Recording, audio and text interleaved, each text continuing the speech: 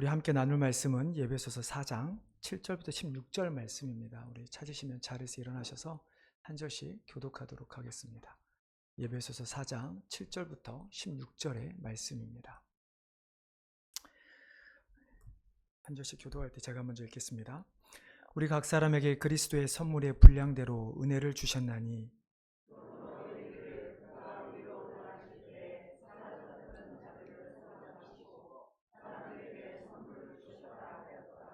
올라가셨다 하였은즉 땅 아래 낮은 곳으로 내리셨던 것이 아니면 무엇이냐.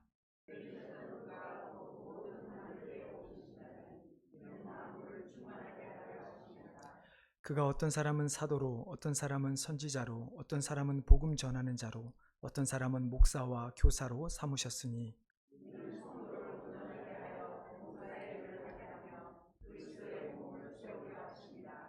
우리가 다 하나님의 아들을 믿는 것과 아는 일에 하나가 되어 온전한 사람을 이루어 그리스도의 장성한 분량이 충만한 데까지 이르리니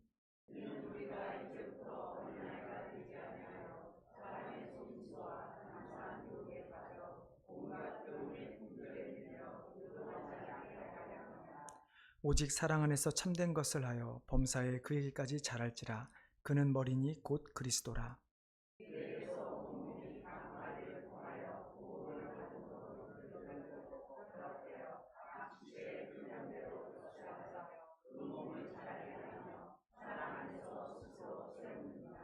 아멘. 자리에 앉아주시 바랍니다. 제가 한 번 더 기도하겠습니다. 하나님, 이 시간 우리가 하나님의 말씀을 듣기를 원합니다. 하나님, 우리의 귀를 열어주시고 또 우리의 마음을 열어주셔서 말씀이 들을 때 그 말씀이 우리 마음밭에 새겨져서 우리가 하나님의 사람들로 이 땅 가운데 살아가게 도와주시옵소서. 하나님, 우리의 삶의 힘이 우리에게서 나오는 것이 아니라 하나님께서 나오는 것을 우리가 믿고 나아가오니 우리에게 말씀하여 주시기를 간절히 원합니다. 감사하며 예수님의 이름으로 기도드리옵나이다. 아멘.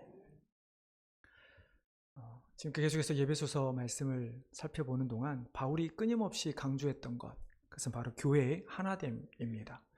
교회가 하나 되기 위해서 하나님께서 삼위일체 하나님, 즉 성부 하나님께서 구원을 예정하시고 또 성자 하나님께서 십자가를 통해서 우리를 죄를 대속해 주시고 그리고 성령 하나님께서 인도하시고 우리를 보호하여 주심으로 말미암아 우리 모든 죄인인 우리가 하나님 앞에 의롭다함을 얻었습니다. 그렇게 의롭다함을 얻은 성도들인 그 교회, 과거나 현재, 미래의 모든 성도들이 예수 그리스도라고 하는 한 분의 머릿돌 삼아 우리가 이어져가는 전 우주적 교회로 우리는 지어져 가게 되는 것이죠. 그래서 지난주에 우리가 나눈 말씀을 기억해 보면 그렇게 우리가 성도, 즉 그리스도인들은 한 아버지, 한 아들, 한 성령 안에서 우리가 한 믿음을 가지고 한 세례를 받아서 한 소망 안에 한 몸, 즉 교회를 이루어가게 되었다라고 우리는 말씀을 나눴습니다. 우리가 대단하게 에베소서 4장에 걸쳐서 참 긴 말씀을 나누었지만 어떻게 보면 이 말씀은 예수님을 이제 갓 믿는 신앙의 초보자들에게 해당되는 말씀이죠. 나는 누구인가? 내가 어떻게 구원을 받았는가? 내가 어떻게 살아가야 하는가에 대한 이런 이야기들은 분명히 이제 신앙생활을 막 하는 사람들에게 해당되는 말씀입니다. 하지만 우리는 생각할 것은 바울이 왜 이런 간단한 내용을 지금 4장에 걸쳐서 많은 분량을 할애하고 있는가 하는 것이죠. 그것은 그만큼 중요하기 때문이죠. 중요하기 때문일 뿐만 아니라 우리가 죄에서 구원받아 하나님의 자녀가 되었다라는 것, 그리고 그렇게 구원받은 성도들이 하나님의 성전으로 지어져 간다라고 하는 이것은 단순히 이제 예수님을 갓 믿는 사람들에게만 주어진 것이 아니라 어떻게 보면 우리가 하나님 앞에 가는 그날까지 믿음의 여정을 걸어가는 우리 모든 성도들에게 해당되는 말씀이기 때문입니다. 우리 교단에서 혹은 장로교에서 우리 믿음의 여정에 대해서 이야기를 하죠. 믿음의 여정에 대해서 대략 9가지를 이야기를 합니다.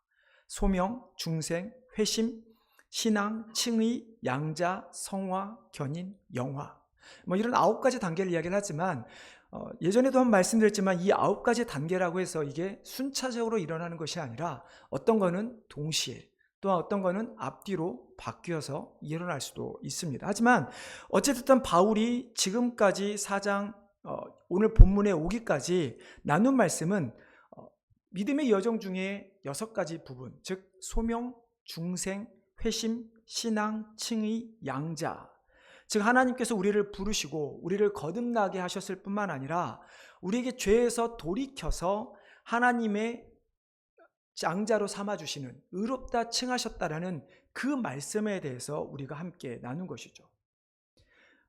오늘 우리가 읽은 이 말씀은 이제 그 이후에 그 다음 단계인 성화에 대한 말씀입니다. 우리가 예수님을 믿어서 변화되었다면, 이제 더 이상 죄인이 아니라 의인이 되었다면 이제 우리는 어떻게 살아가야 하는가 하는 것이죠. 우리가 지금까지 그렇게 죄인들이 의인이 되어서 하나가 되었다면 이제 우리는 어떤 모습으로 살아가야만 하는 것인가? 보통 성화하면 우리는 개인의 성화를 이야기합니다. 우리가 성도들이 각자 말씀과 기도, 섬김과 헌신을 통해서 예수님을 닮아가는 것, 그래서 우리는 성화라고 이야기를 하죠. 하지만 오늘 바울이 에베소서 4장 7절부터 16절을 통해서 우리에게 주신 말씀은 물론 개인적인 성화에 대한 말씀으로 적용할 수도 있지만, 그러나 더 중요한 것은 교회의 성화에 대해서 말씀하고 있다는 것입니다. 개인이 아닌 교회의 성화. 교회가 하나님의 모인 사람들, 하나님의 성전이라면 어떤 모습으로 지어져 가야 하는가? 바울은 교회의 성화, 성숙을 위해서 성도들에게 특별히 2가지가 주어졌다라고 말씀합니다. 하나는 은사라고 하는 것이고, 두 번째는 직분이라고 하는 것이죠.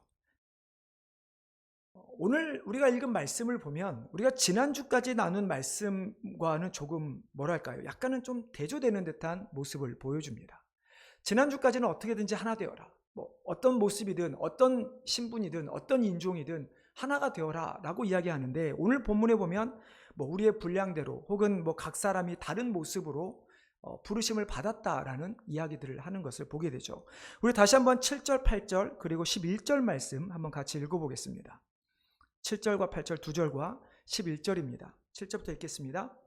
우리 각 사람에게 그리스도의 선물의 분량대로 은혜를 주셨나니, 그러므로 이르기를 그가 위로 올라가실 때 사로잡혔던 자들을 사로잡으시고 사람들에게 주셨다 하였도다. 11절입니다. 그가 어떤 사람은 사도로, 어떤 사람은 선지자로, 어떤 사람은 복음 전하는 자로, 어떤 사람은 목사와 교사로 삼으셨으니. 바울은 모든 믿는 자들에게 하나님께서 그리스도의 선물의 분량대로 은혜를 주셨다고 말씀합니다. 간단히 말하면 우리 모두가 각각 다른 은사, 탤런트가 주어졌다라는 이야기죠. 분명히 이러한 다양함은 우리가 이미 살펴본 6절, 즉 하나님 만유의 위에 계시고 만유를 통일하시고 만유 위에 계신다라는 그 말씀과는 조금 다른 것처럼 보여집니다. 왜냐하면 하나님께서 이 세상의 모든 사람들 위에 계셔서 그 사람들을 통일되게 하셨고 그들 위에 계신다라고 하는 그 말씀에 오늘 본문에서는 그 사람들이 각각 다른 모습으로 살아간다라는 이야기이기 때문이죠. 하지만 하나님께서 통일되었다라고 하신 것은 우리 모두를 똑같은 사람으로 만든다라는 이야기는 아닙니다. 우리 모두가 죄인에서 의인, 사단의 자식에서 하나님의 자녀로 바뀌게 되었다라는 것을 의미하죠. 그러면 교회 성화, 즉 하나님의 자녀들이 모인 교회가 어떻게 모습을 보여야 하는가에 대해서, 즉 우리에게 주신 은사들 따라서 우리는 교회를 이루어가야 한다라는 말씀이죠. 은사에 대해서는 바울이 고린도전서에서 좀 더 구체적으로 언급합니다.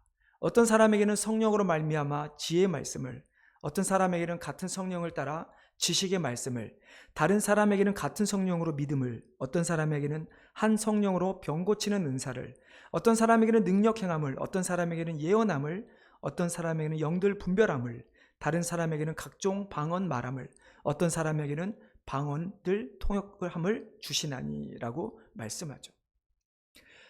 실은 우리가 이 고린도서 12장 말씀을 좀 강조하다 보니까 우리에게 주신 은사들을 생각했을 때 은사 그러면 마치 방언 혹은 방언을 통역하는 은사 혹은 병을 고치는 은사들을 우리는 주로 생각합니다. 즉 세상 사람들이, 보통 사람들이 갖지 않는 특별한 능력을 우리는 은사라고 생각하죠. 하지만 은사라고 하는 것은 결코 그것만이 있는 것이 아닙니다. 하나님께서 우리 각 사람에게 고유한 혹은 고유하진 않지만 다른 사람보다 조금 더 나은 것들이 우리에게 주신 은사들이죠. 뭐 예를 들면 어떤 사람은 찬양을 잘 부르니까 찬양팀으로 섬깁니다. 어떤 사람은 음식을 정말 잘하니까 주방에서 또한 음식을 섬기는 것으로 섬기는 것입니다. 또 어떤 사람은 기도를 너무 잘하기 때문에 그 사람에게 기도 부탁을 해서 기도를 통해서 위로를 얻을 수도 있는 것이죠. 과거에는 참 암송도 많이 했던 것 같아요. 정말 암송하는 거 보면 암송을 정말 잘하는 분들이 따로 있어요. 네. 그런 분들 이렇게 다 열거할 수 없을 만큼 은사는 다양하게 존재하죠. 은사뿐만 아니라 직분도 다양하게 존재합니다. 오늘 본문에 보면 사도로, 선지자로, 복음 전하는 자로, 목사와 교사로 부르셨다라고 바울은 이야기합니다. 하지만 한국교회, 많은 교회들이, 특별히 한국교회들이 이 은사와 직분에 대해서 잘못 이해하고 적용하고 있음을 보게 됩니다. 한국교회의 가장 문제를 하나를 꼽으라고 한다면 바로 은사주의와 직분주의입니다. 은사에 대해서는 제가 과거에 한번 말씀드리면 자세히 말씀드리지는 않겠지만 아까 말씀드린 것처럼 우리에게 특별한 은사가 있어야 내가 하나님 앞에 더 가까웠다라고 우리는 생각을 합니다. 그래서 방언을 해야 하나님께서 나의 기도를 더 잘 들어주신다고 생각을 하고, 목사 같은 경우에 뭐 축사를 통하든 번개침을 통하든 그래야만 더 능력 있는 목사라고 인정받는 그런 일들이 있었습니다. 직분은 더 심합니다. 우리가 직분은 어떻게 생각합니까? 교회 등록을 하고 시간이 지나면 서리집사가 되고, 서집사가 하게 되면 안수집사가 되고, 안수집사가 하면 장로가 되는 어떤 이런 단계적 직분 제도를 갖고 있는 것이 한국 교회의 모습입니다. 하지만 잘 살펴보면 우리가 사람을 세우는 것에 있어서 이런 단계적인 것이 때로는 좋을 수도 있습니다. 왜냐하면 어떤 한 사람이 교회에 와서 그 사람의 성품이나 그 사람의 신앙이나 그 사람이 할 수 있는 역량들을 잘 살펴볼 수 있다는 점에서는 이런 제도가 그렇게 나쁘다고 말할 수만은 없죠. 하지만 언제부턴가 이 직분자, 이 단계적으로 직분자를 세우는 것이 잘못 변질되는 모습을 보게 되죠. 예를 들어 직분을 받아야만 더 복을 받는다라고 생각을 합니다. 더 하나님 앞에 가까워졌다라고 생각을 합니다. 그러다 보니까 한국 교회에서 오랜 신앙생활을 하면서 장로나 권사가 되지 못하면 마치 신앙생활이 실패했다라고 생각하는 경우도 많이 있습니다. 하물며 직분을 받기 위해서 로비를 하거나, 또 어떤 교회들은 장로를 받기 위해서 헌금에 목목해야지만 돈을 쓰는 경우도 많이 있습니다. 단순히 교회만이 아니죠. 총회에서 임원이 되기 위해서 하는 경우도 많이 있죠. 특별히 이민교회 안에서는 이 직분의 문제가 더 과하게 적용됩니다. 한국에서 잘 나갔던 그런 모습의 사람들이 미국에 오니 어떻습니까? 영어가 안 되는 건 똑같습니다. 미국 안에서 와서 그러다 보니까 대부분 일하는 것이 그로서리나 세탁소나 이런 일들을 하는 것이 예전에는 다 비슷했습니다. 지금은 많이 바뀌었죠. 그러다 보니까 어떻게 됩니까? 사람들이 교회에 오니 집사님, 장로님, 권사님 하고 높여드리는 이 말 때문에 교회 안에서 직분을 얻고자 하는 모습들이 생겨나게 됐죠. 그래서 세상에서 얻지 못하는 명예와 직분을, 지위를 교회 안에서 얻으려고 하는 모습들이 많이 나타나게 되어버리고 말았습니다. 그러다 보니까 어느 순간부터 교회를 잘 이끌어가기 위해서 필요한 직분이 어느 순간부터는 사람 앞에 내세우기 위한, 명예를 위한 직분으로 바뀌어버리고 말았죠. 그래서 한국교회가 언제부턴가 이 많은 부분에서 계속 언급하고 있습니다. 과연 직분, 이 단계적으로 직분을 세우는 것이 옳은 것인가? 저희 교단, 저희 미국 장로 PC에서는 안수집사와 장로를 그렇게 세우지 않습니다. 제가 미국 교회에서 4년 동안, 만 4년을 사역하면서 제가 한국교회 담임으로 가면 반드시 해보고 싶었던 꿈이 하나가 있다면 바로 그것입니다. 단계적으로 직분자를 세우는 것이 아니라 정말 직분에 맞는 자를 직분자로 세우는 것. 미국 교회는, 제가 있었던 교회는 저희 교단의 직분을 세울 때는 이렇게 합니다. 안수집사와 장로를 세울 때 단계적으로 세우지 않습니다. 그 직분에 맞는 탤런트를 있는 사람들을 그 직분에 세우죠. 실은 제가 지금 간단하게 좀 길지만 그래도 여러분들에게 저희 교단 헌법에 있는 장로와 안수집사의 역할에 대해서 좀 말씀을 드리고 싶습니다. 그래서 그 역할에 따라서 장로와 안수집사를 세우게 되는데요. 저희 교단 헌법의 8장 3조에 보면 3항에 보면 이렇게 기록되어 있습니다.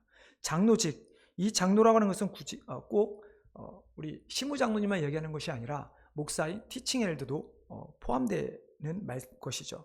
개별적으로 연합해서 그들에게 맡겨진 양떼를 부지런히 감독하며 교리적 혹은 도덕적 부패가 교회 안으로 들어오지 못하도록 하는 것이다. 장로들은 다스리는 일과 권징하는 일을 하여야 하고 지 교회는 물론 상회의 요청을 받았을 때에는 전반적인 교회의 영적 유익을 위해 감독해야 한다. 장로들은 교인들의 집을 방문하되 특별히 병자를 방문하여야 한다. 장로들은 무지한 자들을 지도하며 애통하는 자를 위로하며 교회의 어린이들을 양육하고 보호하여야 한다. 장로들은 열성으로 불신자를 전도하고 제자를 만듦으로 그들의 보호 아래 맡겨진 양떼들에게 좋은 본을 보유하며 접대하는 것을 보여주어야 한다. 그리스도인들이 개인적으로 수행하도록 사랑의 법으로 묶어놓은 모든 의무들은 하나님의 소명으로 말미암아 특별히 장로들에게 부과되어 있고 그 모든 의무들은 직책상의 의무로 수행되어야만 한다. 장로들은 교인들과 함께 그들을 위하여 기도해야 하며 전파되어진 말씀의 열매들을 양무리 가운데 조심스럽게 그리고 열심히 찾아야 한다. 장로의 직분은 이런 직분이며 아까 말씀드린 것처럼 직책상의 의미일 뿐이지 우리가 생각하는 한국의 유교 사상처럼 어떤 계급적인 의미가 아니라는 이야기입니다. 집사에 대해서는 이렇게 이야기합니다. 집사의 의무는 곤궁, 병약, 고독, 기타 고통 중에 있는 자들을 돕는 것이다. 교인들의 희사 정신을 양성하며 교인들의 헌물을 효과적으로 거두는 방법을 고안하고 이 예물들이 기증되어진 목적에 따라 분배하는 것이 집사의 의무이다. 집사들은 회중의 재산인 부동산과 동산을 모두 관리하며 회중에게 속한 교회 예배당과 기타 부속 건물을 적절히 수립 보존한 일을 담당해야 한다. 교회 재산상에 특별히 중요한 영향을 미칠 만한 일을 처리할 경우에 집사들은 당회의 승인이나 회중의 동의 없이 최종 결정을 내릴 수 없다. 무슨 이야기입니까? 장로들은 교회가 가야 될 길을 결정하는, 물론 그 안에 말씀을 가르치고 병자들을 돌보고 성도들을 양육하는 일들을 해야 합니다.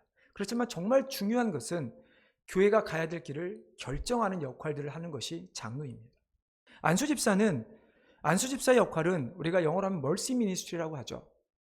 아픈 사람을 돕고 교회 건물이나 필요한 곳을 수리하고 또 교회의 헌금을 관리하는 것이 안수집사입니다.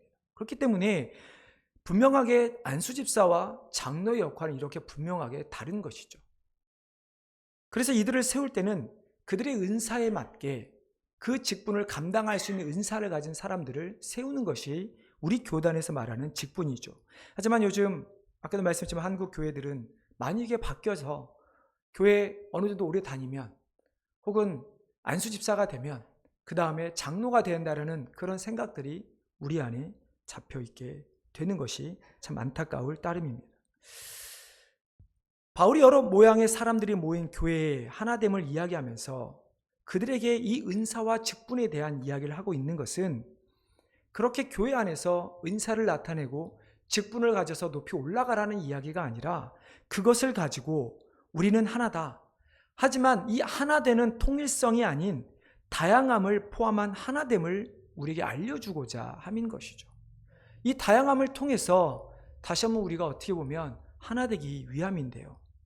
바울이 에베소서 2장 16절과 18절에서 이렇게 말씀하죠. 유대인과 이방인들이 나뉘어져 있는데 그 둘이 한 몸으로 하나님과 그리스도를 통해서 화목하게 되었다라고 이야기합니다. 그래서 이 둘이 한 성령 안에서 아버지께 나아감을 얻게 하려 하심이라 라고 바울은 이야기합니다. 이처럼 하나님께서 우리를 부르신 것은 우리가 비록 통일된다 할지라도 마치 사이보그나 복제인간처럼 똑같은 말을 하고 똑같은 행동을 하는 사람으로 우리를 부르셨다는 의미가 아니죠.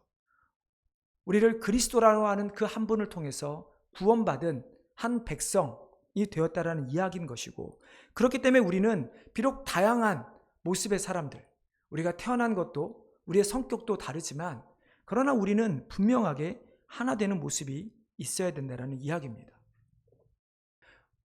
많은 사람들이 모였기에 물론 불편함이 있습니다. 의견 차이도 있습니다.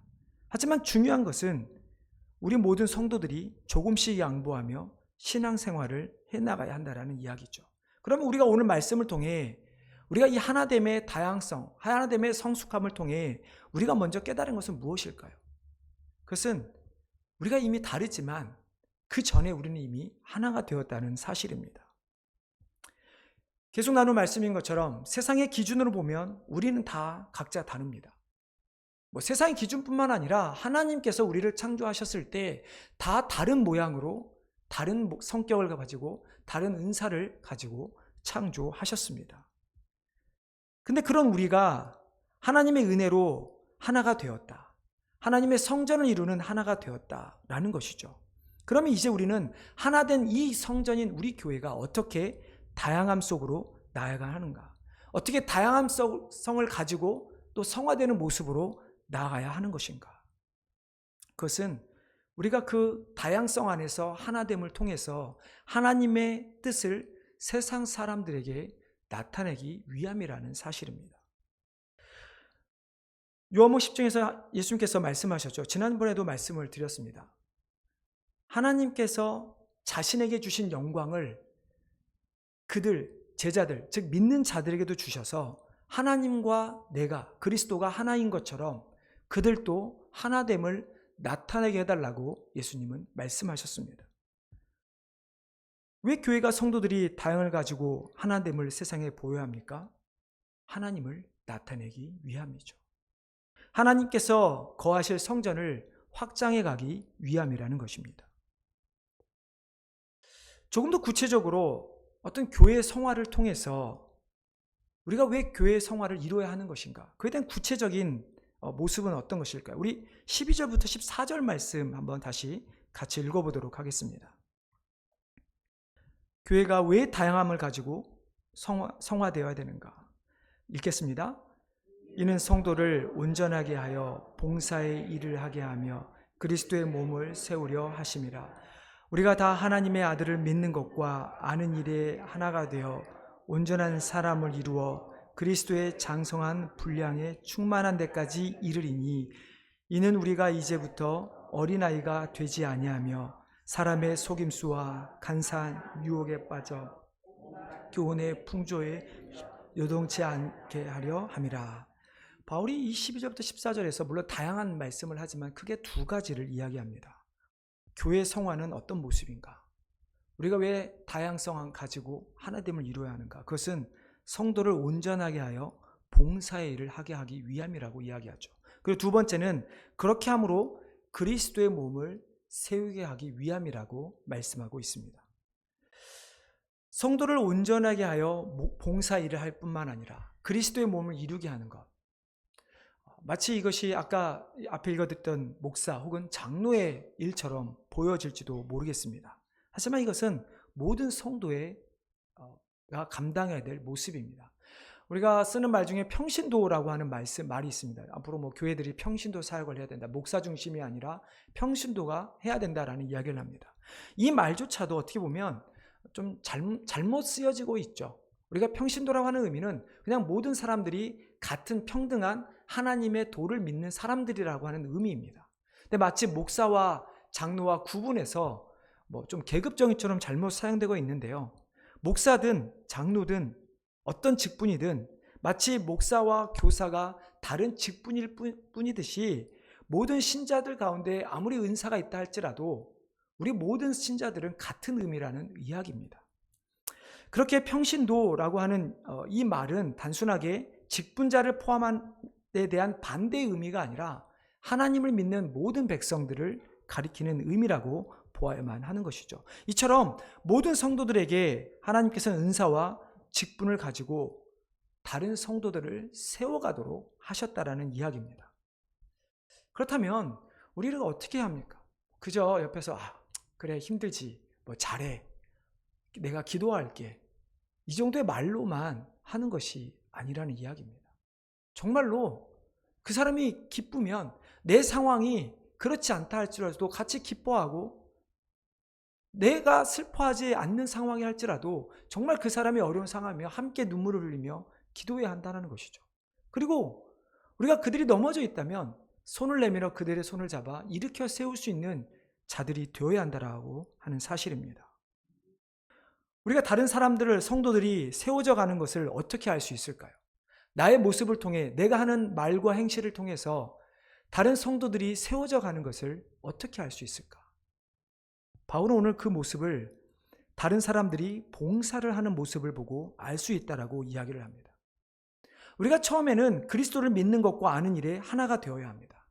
그 이후에는 우리에게 주신 은사와 직분을 가지고 다른 사람을 세우는 것이죠. 그 다른 사람이 세워지면 어떻게 됩니까? 다시 그 사람이 그리스도를 아는 일에 힘쓰게 되고, 또 그 사람이 봉사를 하는 일에 최선을 다해 섬기는 모습이 나타나는 것. 그것이 바로 교회가, 성도들이 다른 성도들을 세워져가는 모습인 것이죠. 오늘 우리 장로님도 아마 이 말씀을 가지고 기도를 하신 것 같아요. 기도할 때 우리의 봉사의 모습, 그 봉사를 넘어서 감사의 모습, 그 목적이 무엇인가?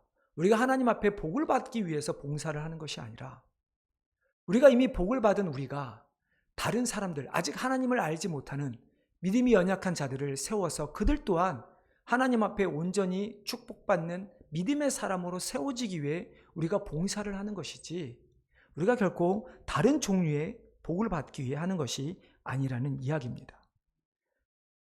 두 번째로, 우리는 그리스도의 장성한 분량에 이르기까지 우리는 다른 사람을 세워야 합니다. 그리스도의 장성한 분량에 이렇게 세운다는 말은 무슨 말일까요? 오늘 본문에 보면 14절에 이런 말씀을 하죠. 이는 우리가 이제부터 어린아이가 되지 아니하여 사람의 속임수와 간사한 유혹에 빠져 온갖 교훈의 풍조에 밀려 요동하지 않게 하려 함이라. 즉, 우리 옆에 있는 사람들이 세상의 그런 다른 것으로 흔들리지 않도록 세워가는 것입니다. 참, 요즘 세상 보면 이단이 얼마나 활개를 치고 있는지 알 수 없습니다. 실은 선교지에조차도 이미 이단들이 들어가서 더 이상 우리가 정말 바른 복음을 전하는 것이 어려운 현실이 되어버리고 말았습니다. 여러분, 이단을 보면 어떤 생각을 하십니까? 저렇게 어떻게 저런 거에 빠질 수 있나? 아마 이렇게 생각하는 것이 보통일 것입니다. 저도 당연히 그렇게 생각을 하죠. 하지만 그들이 하는 것을 보면, 그들이 저는 가끔 이제 이단 웹사이트나 이단들이 말하는 것을 좀 자주 찾아보고 하는데요. 그들이 말하는 것을 보면 결코 넘어가지 않을 것 같은데, 그들이 하는 행동을 보면, 그들의 모습을 보면 넘어갈 수밖에 없다라는 생각을 할 수밖에 없습니다. 지금도 문제지만 정말 팬데믹 동안에 가장 활개를 쳤던 이단이 무엇입니까? 신천지라고 하는 이단입니다. 어떤 한 전도사님이 신천지를 빠진 사람들을 돕는, 그런 이제 빠진 사람들을 나오게 하거나 거기서 나온 사람들을 돕는 분이 계신데요. 그 분이 이런 이야기를 합니다. 신천지의 교리는 다른 이단들에 비해 훨씬 모자란다. 그럼에도 불구하고 그들에게 사람이 빠져들게 하는 이유, 그것이 무엇인가? 그들은 오랜 세월 동안 전도의 방법을 연구했기 때문이다. 그들의 전도 방법은 수백 가지이다. 사람들이 필요한 것을 잘 듣고 그들이 필요한 것을 제공하면서 접근한다. 그러므로 신천지에 대해서 잘 알고 대처해야 한다. 그러면서 결론으로 오직 예수 그리스도를 바로 알고 그리스도 터 위에 온전히 세워져 가십시오라고 이야기합니다. 무슨 말이냐면, 이들은 교리로 사람들을 자신의 신도로 끌어들이지 않는다는 이야기입니다. 그들은 자신들이 어려운 사람을 돕고 어떤 사람의 필요를 따라서 접근해서 그 필요를 채워줌을 통해서 먼저 접근한다는 이야기입니다. 이런 이야기죠. 어떤 사람이 졸업을 합니다. 그러면서 다음 진로를 가야 되는데 고민이 많죠. 그러면 어떻게 알았는지 이 사람에게 어떤 과를 졸업하면 그 과의 교수 혹은 그 과의 전문의를 붙여서 접근을 하죠. 내가 뭘 어떻게 도와줄까? 그러면서 그 이후에 그들의 교리를 가르친다라고 하는 이야기입니다. 그렇기 때문에 우리는 그 신천지에 빠진 사람을 도왔던 그 전도사님이 하셨던 이야기, 그리스도를 바로 알고 그리스도 위에 온전히 세워가라는 이 말씀이 바로 오늘 바울이 우리에게 하고 있는 말씀입니다. 하나님의 아들을 믿는 것과 아는 일에 하나가 되어 그리스도의 장성한 분량이 충만함에 이르라. 충만하다라는 그 말은 성경에서 사람이 채워져 가서서 충만한 것을 충만으로 사용하지 않습니다. 이 말은 하나님께서 부족한 자들에게 넘치도록 채워주는 의미를 사용할 때 쓰는 단어가 충만이라고 하는 단어이죠. 그렇기 때문에 우리가 예수님을 믿는 것과 아는 일에 하나가 되는 것, 하나님께서 우리의 부족함을 채워주신다라는 이야기지 우리의 열심으로 그 부족함을 채워가는 것이 결코 아니라는 이야기죠. 그러면 어떻게 됩니까? 교회가 하나가 되어서 다양한 은사를 가지고 교회 성화를 이루어가는 것 또한 역시 우리의 몫이라고 하기보다는 성령 하나님께서 우리를 인도해 주셔야만 우리가 그 교회 성화를 이루어 갈 수 있다라는 말씀인 것이죠. 솔직히 우리는 성도, 교회, 세상의 거짓 유혹에 빠지기가 너무 쉽습니다. 심지어 어떤 이단들은 오히려 하나님을 믿는 사람들을 찾아가는 이단들도 훨씬 더 많이 있습니다. 그 가운데 우리가 어떻게 해야 할까? 우리가 정말로 그리스도를 믿는 것과 아는 것에 최선을 다해야 할 것입니다. 그리고 내가 그렇게 하나님을 아는 것에 최선을 다해서 이제 더 이상 흔들리지 않는 믿음을 가지고 있다면 이제는 봉사를 통해서 나의 은사를 가지고 다른 사람들을 똑같이 그리스도의 장성한 분량에 이르기까지 세울 수 있도록 우리는 최선을 다해야 할 것입니다. 은사, 직분, 결코 이것은 나를 나타내는 것이 아니라 하나님께서 그것들을 통해서 다른 사람을 세우기 위한다는 것을 깨달으시기를 바랍니다. 그래서 우리가 잘못된 은사를 추구하고 잘못된 직분을 추구할 것이 아니라 오히려 내가 은사를 받았다면 하나님께서 나에게 주신 그 인사, 내가 직분을 받았다면 하나님께서 나에게 그 직분을 우리가 정말로 중요하게 여겨서 헛되이 사용되는 것이 아니라 교회를 세우는 일에, 다른 사람을 세우는 일에, 그리고 특별히 복음을 전하는 일에 사용하시기를 바랍니다. 그래서 우리가 그것을 통해서 정말로 우리 성도님들 통해, 우리 교회를 통해 그 귀한 그 복음이, 이 축복의 복음이 이 지역에 그리고 세상 땅끝까지 이르게 하는 귀한 일을 담당하는 우리 성도님들 또 교회가 되기를 주님의 이름으로 축원합니다. 기도하겠습니다. 하나님, 참 우리는 각자 다양하게 살아왔고 다양한 성격과 다양한 은사와 다양한 직분을 가지고 이 자리에 앉아 있습니다. 하지만 하나님께서 그렇게 다양하게 우리를 똑같이 만들지 아니하시고 다양하게 만든 것은 우리가 그 다양함을 통해서 다른 사람의 부족함을 채우기 위함일 줄 믿습니다. 하나님, 내가 다른 사람보다 특출난 것이 자랑거리가 되지 않게 하여 주시고 내가 다른 사람이 가지지 못한 그것 때문에 다른 사람을 오히려 섬기며 세워줌을 통하여 하나님을 아는 것과 또 하나님을 아는 일에 하나가 되는 것에 우리가 함께 쓰임받는 귀한 성도들 될 수 있도록 도와주시옵소서. 감사하며 예수님의 이름으로 기도하옵나이다.